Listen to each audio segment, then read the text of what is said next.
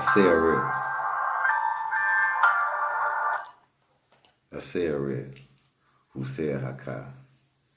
Now, this is a real good video, man, because right now Christmas is coming up, and out of all things I'm about to say, I'm about to talk about happy holidays, happy Kwanzaa, because that's what I celebrate. I celebrate Kwanzaa. I don't celebrate other crap, but because that's what we're about to talk about now.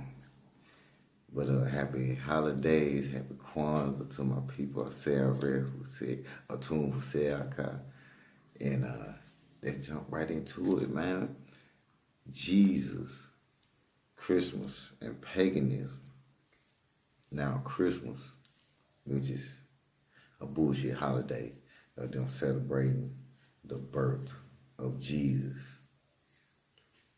Now, which we should, a lot of us know, who don't know, that Jesus is real and unreal, you know, in so many words. But right now we're finna break down the truth of what Christmas truly is, which is a pagan holiday. Now, a lot of Jehovah's Witnesses, the Nation of Islam, I was part of the Nation of Islam, Mosque 55, Memphis, Tennessee. Now, they don't celebrate Christmas because they woke people. A lot of them woke in their own understanding, their own aspect. You know what I'm saying? Jehovah's Witness and Nation of Islam, under the leadership of Minister Louis Farrakhan, don't celebrate holidays like that because, for one, because the economical thing like that. I was talking to my little brother the other day about that. He was talking about something, well, we all gonna be consumers anyway. But yeah, it depends on how much you consume though, because the Caucasian people, they produce more than they consume. And when they do consume, it's how you consume, it's what you consume. And it's about how it affects you and your ethnic group. It's an economic understanding. This ain't got nothing to do with being biased. I'm like, use the word bias because I hate using the word racism, because just ignorant for them, you just know what racism is. You know what I'm saying, though? But let's get down to this, what you are worshiping, like I tried to put in the reality of God, my video, the reality of God, that Jesus was a duality. He is Satan. Jesus and Satan are the same, you know what I'm saying? Polarity, duality, levels of consciousness, levels of state of mind. But we ain't here for that right now. But right now we're going to this Jesus and the mixing of paganism. Now, you know, in Babylon was the place of all false worship from the Bible, from this research standpoint, from the biblical standpoint, is that Babylon was the place of all false worship.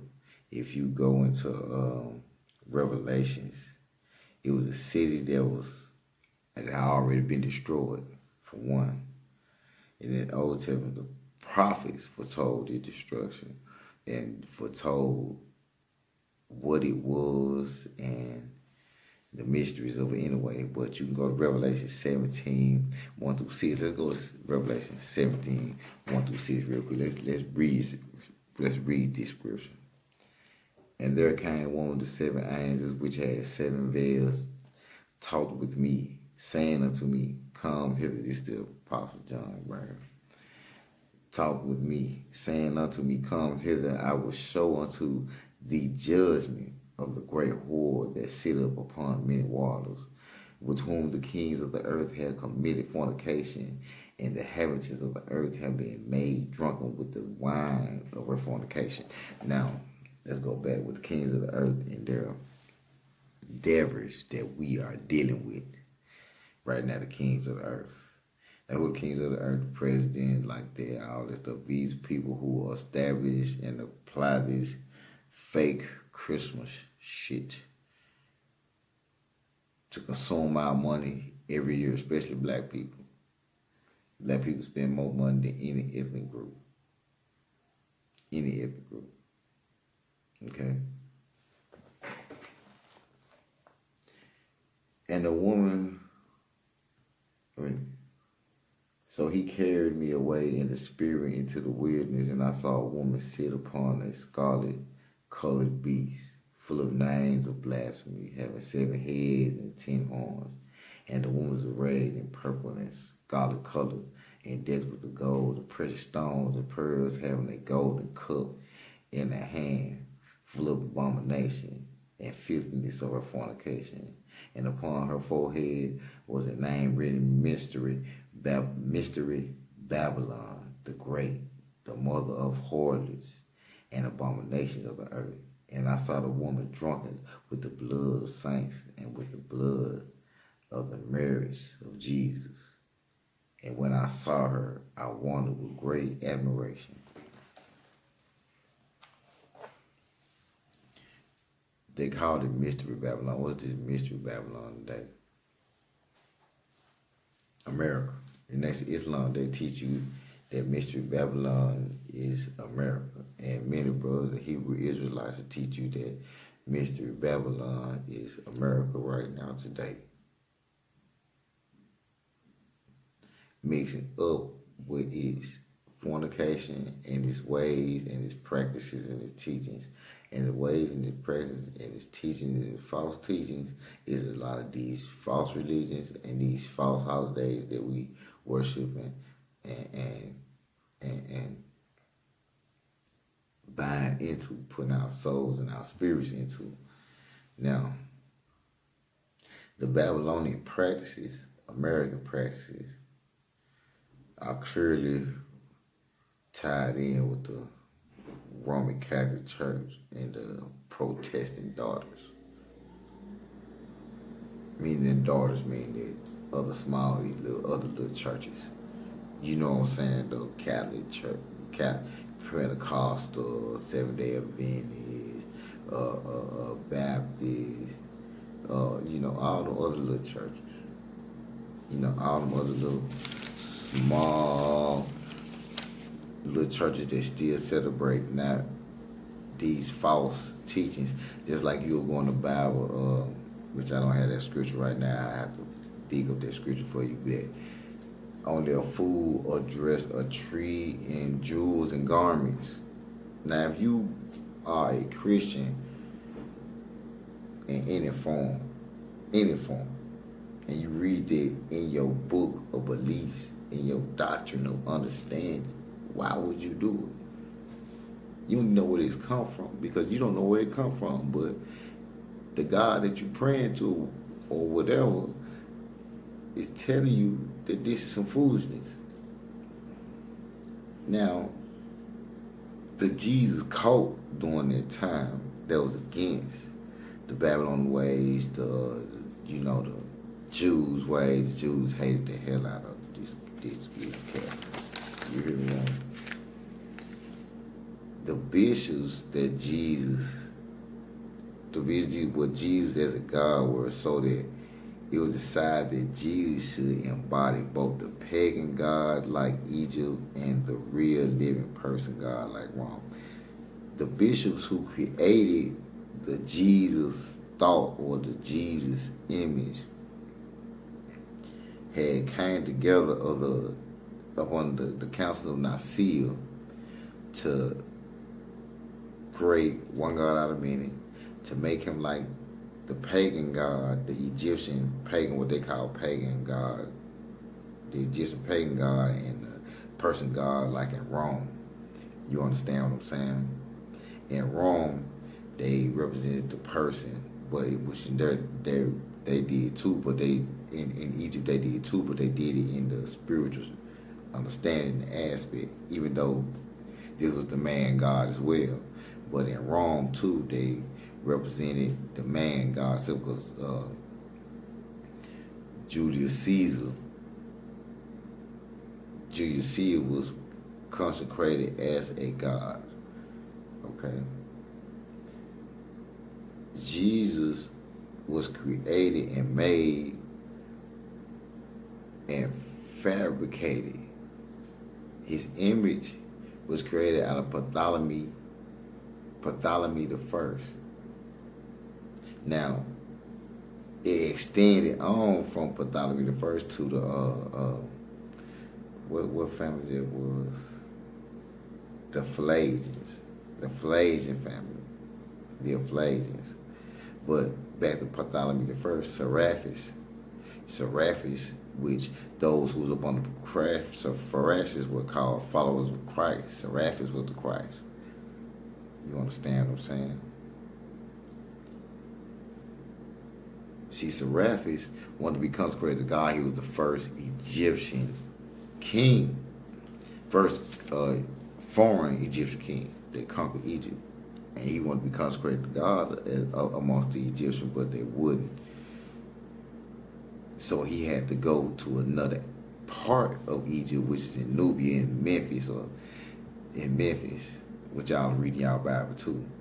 Went to Memphis, and the Nubians went on ahead and consecrated him as a god, because he knew he had to be amongst the Nubian people, dark-skinned people, black people, to be consecrated as a god. You understand what I'm saying? So Jesus being constructed and molded into this godlike figure from Seraphis and out of the Egyptian gods and out of the gods of Rome, got us into a false state of mind of who Jesus really is. You understand? And as well as the story taken from the child Syrian out of Egypt. You understand? Which I go more into depth, but we ain't going already there. But Jesus was fabricated. The birth that we're to celebrate is the birth of Nimrod.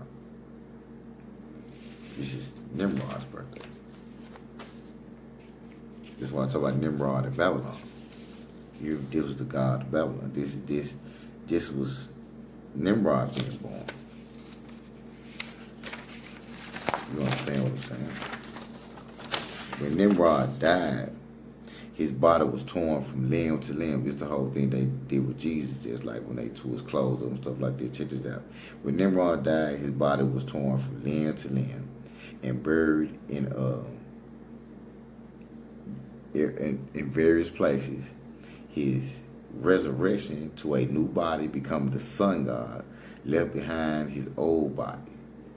The contrast with Jesus. It contrasts with Jesus. See what I'm saying? Nimrod dying and returning from the dead, just like in Egypt, Osiris. You understand what I'm saying? They're like Jesus, Osiris, and Horus being resurrected. Well, Osiris being resurrected from the dead, but Horus fits in there too, because Horus, that was a whole Holy Trinity came from, with Isis, Osiris, and Horus. Horus, the man God child. Okay. But anyway, when Nimrod died, his body was torn limb to limb, places resurrected, from buried in various places, and resurrected sun god. And you can go to these scriptures in the Bible in chapter of Jesus' resurrection in Matthew 19 and 36.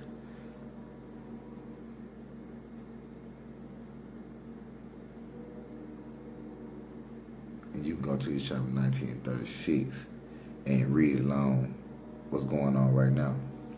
But anyway, in Cush, Nimrod and Cush Samaritans, Samaria's queen, Samaria's queen of Babylon and Rome, they called her Venus, mother of evil.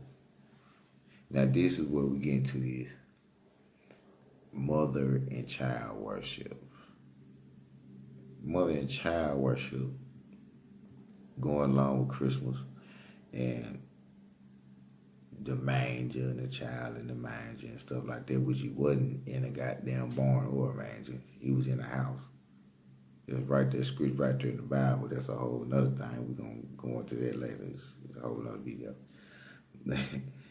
But he wasn't born in no manger. But they just, the symbolic representing the mother and child, Isis and Horus. Horus being the child, like I was just telling you, the whole Trinity come from Osiris, Isis, and Horus, as well as in the Bible, Nimrod. They take Nimrod being resurrected from the dead, just like Osiris being resurrected from the dead. Okay, Semiramis, queen of Babylon and Rome, they call her Venus, mother of Eve. Semiramis and Cush had a child, Nimrod, also known as Tammuz, in Ezekiel 18 and 14. Ezekiel 18 and 14. Where you gonna read this? Go to Ezekiel 18 and 14. Look it up. Google it. Jesus wasn't born on the 25th. Nimrod was. Nimrod was born on December the 25th. You're not worshiping the birth of Jesus. You're worshiping the birth of the god Nimrod. If you go to Memphis, Tennessee, and you go by the pyramids, it's a big old statue of what it was. I don't know if they tore it down, but I don't think they had. But if you go to Memphis, Tennessee, there's a big old statue. There's a big statue of the god Nimrod in front of the pyramids. Nimrod and Mother organized Baal worship. He is sometimes called Moloch, child sacrifice practices. This when they worship, taking children and sacrificing them to the god Moloch. You go to the you go to this in your Bible, 2 Corinthians 33 and 6. 2 Chronicles 33 and 6. 2 Chronicles.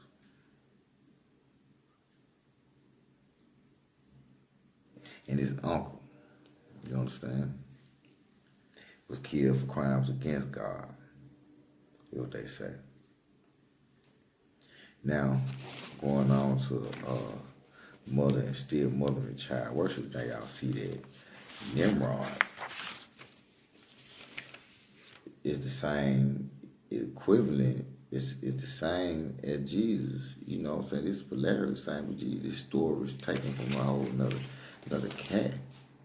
You hear me? Now the cross, another false thing, is why we don't wear no crosses. We wear ox on our, we wear ox on our necks. You know what I'm saying? Representing life. And when they cut this part off and made the cross, they wanted to make 3 dicks. You see what I'm saying?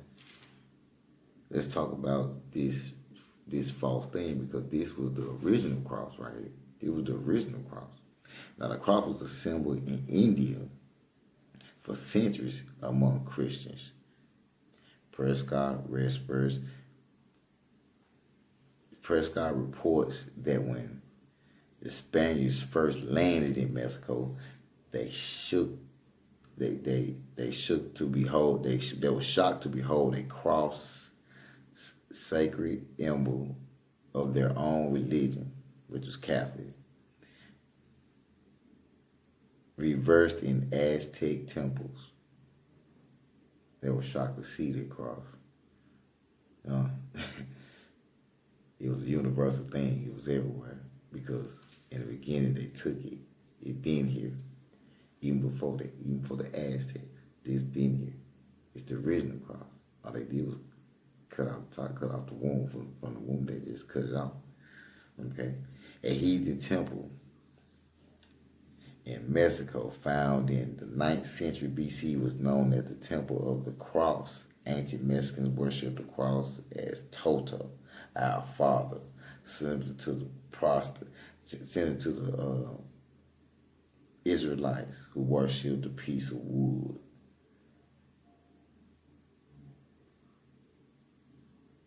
Now these niggas talk about false worship, who worshiping a piece of wood. That's why it say in the Bible, only a fool would decorate a tree with jewels and garments too. Because right here, that the Israelites in Jeremiah 2 and 27 was sitting there worshiping a piece of wood. Man, you gonna supposed to worship that? It was supposed to represent life. It was supposed to represent death. It's another thing.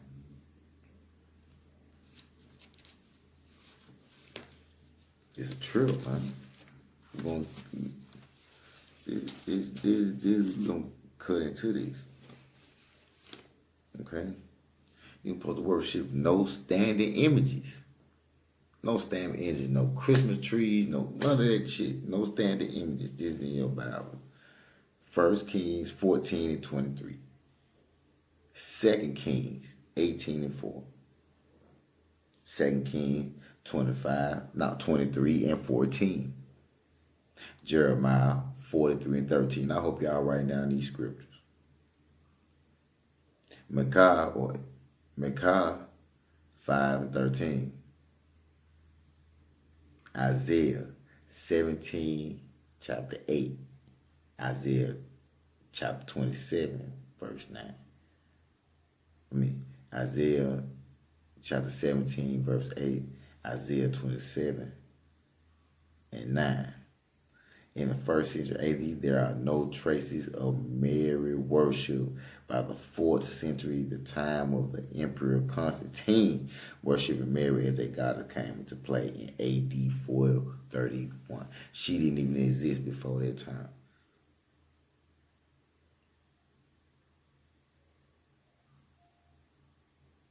Whole another kind of goddess worship or worship of a woman, like the Catholics do. They hold a Mary on their arm, on their charms and stuff like that, and Mary being represented as a mother, basically a goddess mother of the child Jesus. Okay, that was not her. She was not here. Isis was here. The goddess Isis was here. You understand what I'm saying? The true queen of heaven. Now, the cross not a symbol of Jesus. Early Christians considered the cross as the cursed tree. Hebrew 12 and 2. Now, this one scripture we got to go to. We got to find this in Hebrews, y'all. We got to find this, y'all. Because the simple fact that this shit here is this too serious right here, man. We gotta find this right here in Hebrews. We gotta find this one. Cause this is a trip. And y'all got Christians finna be putting up trees everywhere you go. Everywhere you go, we gonna be some Christians putting up some trees. And like the brother said, a lot of you niggas say y'all conscious. Y'all only like the brother Suru said it, General said it. Says our brothers be out there talking about y'all country, but y'all niggas got trees up. You niggas talking about y'all Muslims and all that shit, but you niggas out here with trees up and shit though. You hear me? You niggas out here with trees up. You know what I'm saying? Yeah, let's see. We gonna hurt you with your own book though. That's what we gonna do. Y'all give me a little minute. I ain't know. Y'all give me a little minute. This one. Oh, book right here. That's for real. This one. Y'all hold up. Because we gonna hit you with your own book. We gonna hit you with your own words. We gonna hit you with your own words real quick. That's for real. We gonna find this.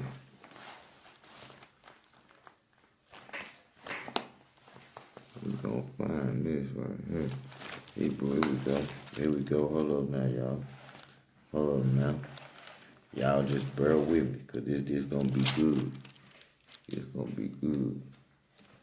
Y'all, we right where we need to be. Hebrews.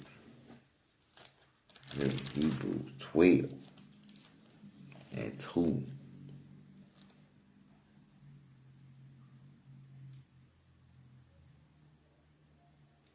Looking unto Jesus. Check this out. Let's break this down. 12 and 2. Okay. Looking unto Jesus, author of the finisher of our faith, who for joy was set before him endured the cross, despised and ashamed, as it is set down at the right hand of the throne of God. Despised and ashamed of this cross. They despise the shame what they put on there, because the cross ain't what is Roman way of punishment.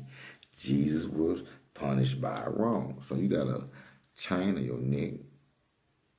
You got this cross on your neck that's despised.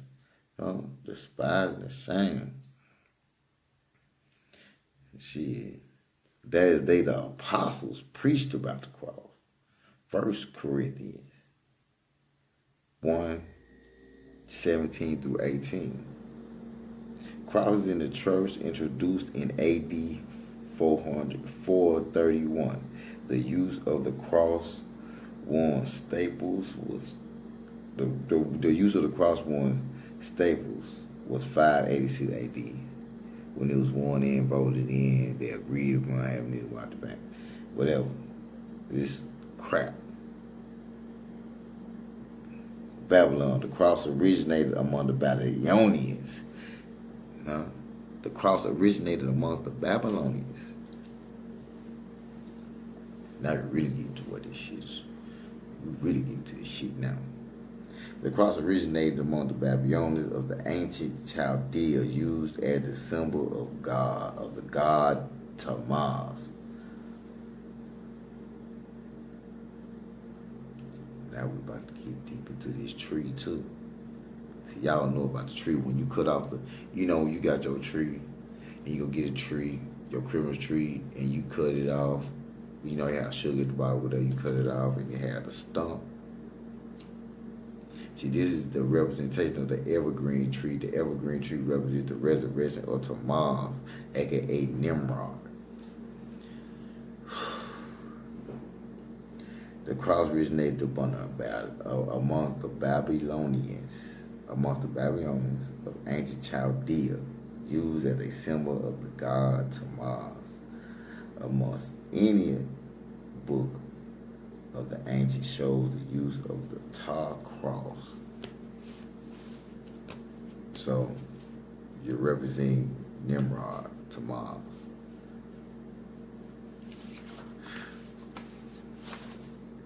I mean, it's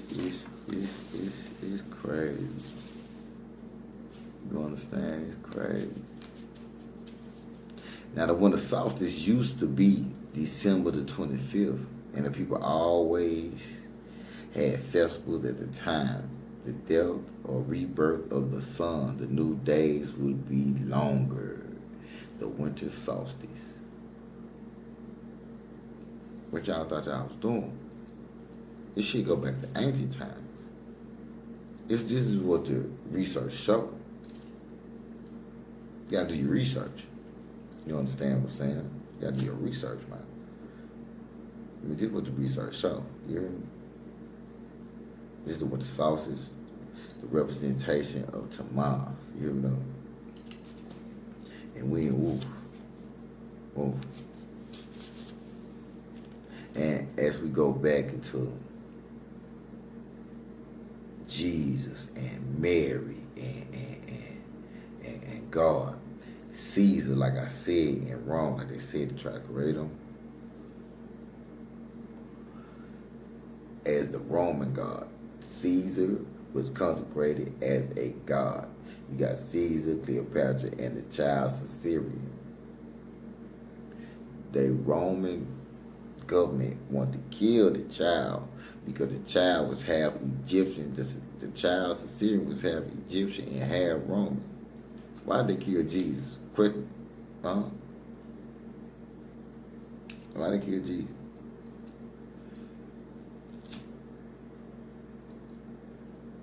Jesus had power over there in Egypt and Rome, right? Think about why they killed Jesus. Dude had power. This kid had power. Caesarion. That's what they talking about. Caesarion. That's why I'm saying the man real and not real at the same time. He a makeup of many gods. Caesar, Cleopatra, and Caesarion. This is a link with the Egyptian mythology, and Christian mythology. This goes deeper and extends to the Trinity of God, Mary, and Jesus, being similar to the Trinity of Osiris, Iris, and Horus. Do you understand? We're mimicking the ancients over and over and over and over again. They want to talk about paganism and pagan worship, which you're a part of it. You're representing mother and child worship. Ancient. It got nothing to do with Mary. He's the ancient God that you actually worship in the reality of one of different names. Different names.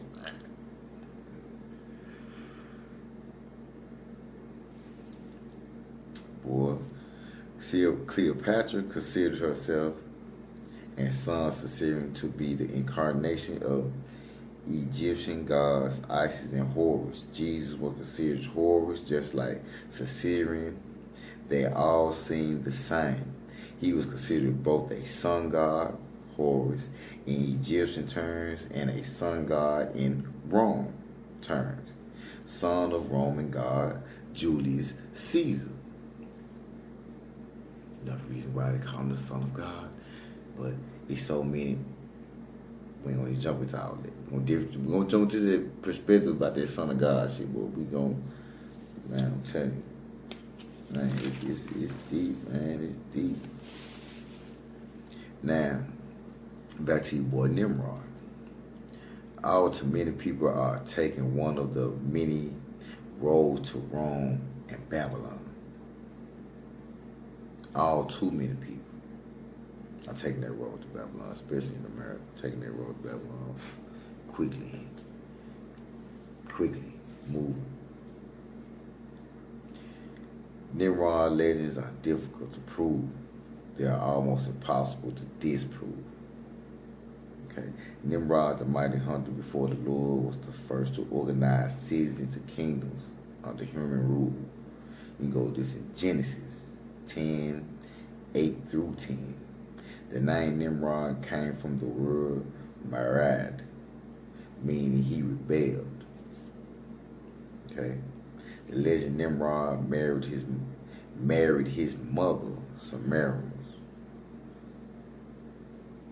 After Nimrod died, Semiramis claimed Nimrod to be the sun god. She later had a child, Tammuz, who she claimed was Nimrod reborn, supernaturally conceived, the promised seed, the Savior. Tammuz. Same story as Jesus, same concept, same ideology. You are worshiping Nimrod. And even that, they are plagiarized Egypt. Okay? Semiramis, Rome. Go to Romans chapter 1, verse 21-26. Mystery religion of mother and child worship symbols were used to develop mystery religion. Was used to develop a sense Nimrod was believed to be the sun god. Baal, Romans chapter 1, verse 21-26. Remember that.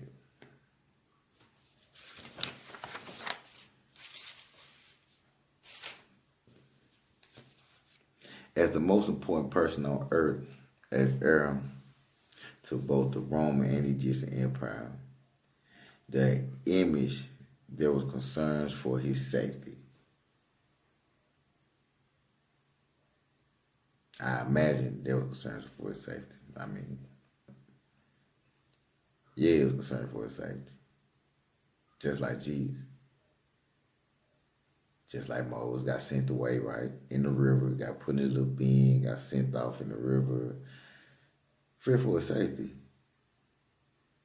Jesus, as a kid, sent off where? To Egypt as a baby. Fear for his safety, he had to flee.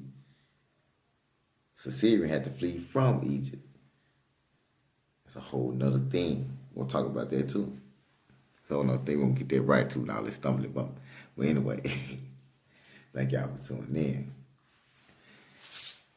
But this whole thing about Christmas and Jesus and who Jesus really is the whole point, man. You gotta know what you're worshiping. You gotta know who you're talking about, because you're worshiping a whole clutter of gods in one. There is a theory which suggests that Caesarion was into hiding in India and Tibet, where he learned Buddhism-style teachings and parables with monks. There are 17 years of Jesus left missing from the Bible. 17 years left of Jesus missing from the Bible. All them years. You never know what he did. Jesus left missing from the Bible.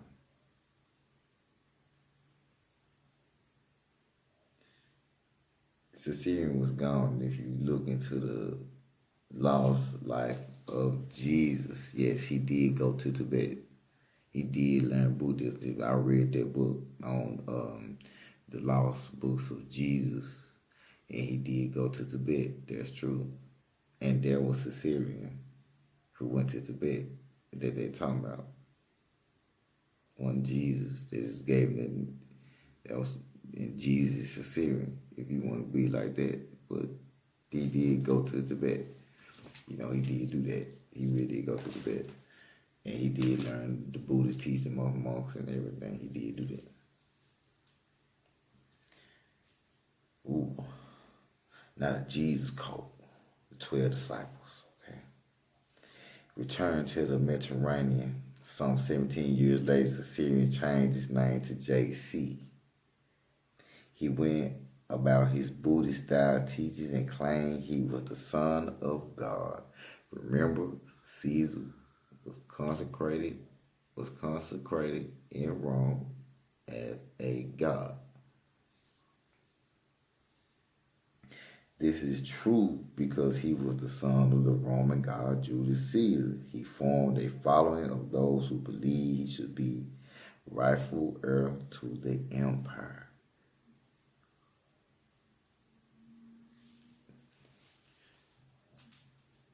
Then Jesus come and say he was God, and then they claimed Jesus to be the king, and king of the Jews, and king of Rome. Look, if y'all can't put the pieces together by now, shit, I'm talking to the wrong motherfuckers. Shit, I'm talking to the wrong motherfuckers. For real. If y'all can't put these pieces together by now. Okay. These followers of Jesus, 12 disciples, right? They formed the cult of Jesus a long time ago. They formed the cult.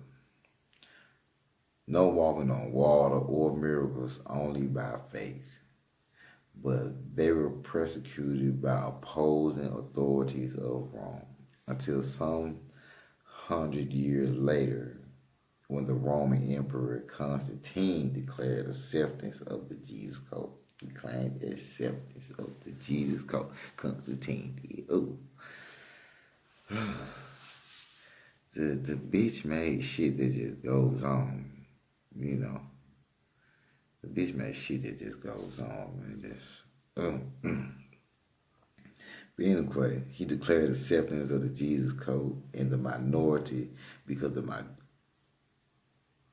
majority, and he gained control over the empire and beyond. The Jesus cult had grown but become divided into those who believed he was the Son God and those who believed he was the Son of God. So Constantine formed a council, the first council of Nicaea, and invited all the bishops. They put together this Christmas thing.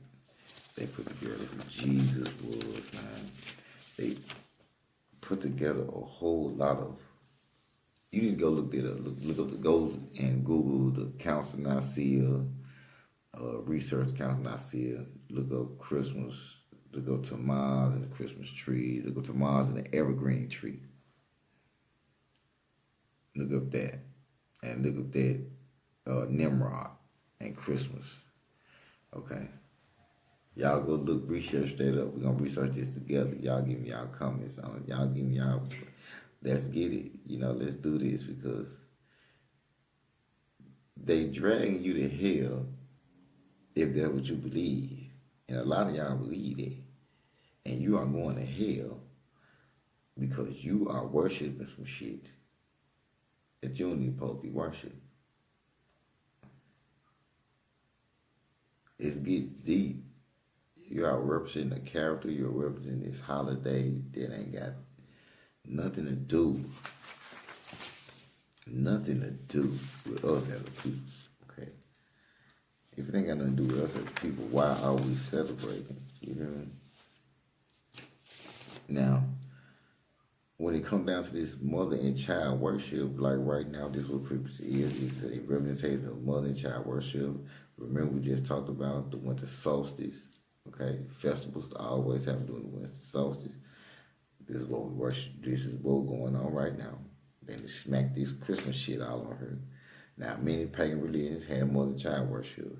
Devaka and Krishna in India, Isis and Horus in Egypt, Venus and Fortuna and Jupiter in Rome. Each nation gave different names to essentially the same god or goddesses. Don't you see what I'm saying? They want to mark everything out as paganism when Jesus ain't nothing but a plagiarized character of many other gods, goddesses, and an actual character, Caesarean. It's so deep that you got to follow through with this. Okay. A mother goddess or a queen of heaven was said to have given miracle birth to a son.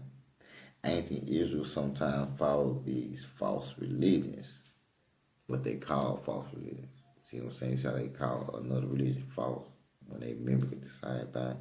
But you can go with this shit in Judges 2 and 13, 10 and 6, 1 Samuel chapter 7, 3 and 4, chapter 12 and 10, still in 1 Samuel, 1 Kings 11 and 5, 2 Kings 23, 13, Jeremiah 44, 17 through 19.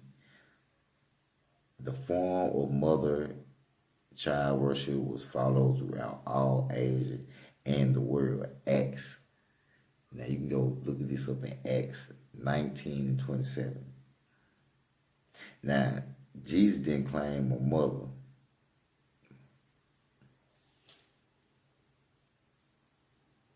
This nigga something else.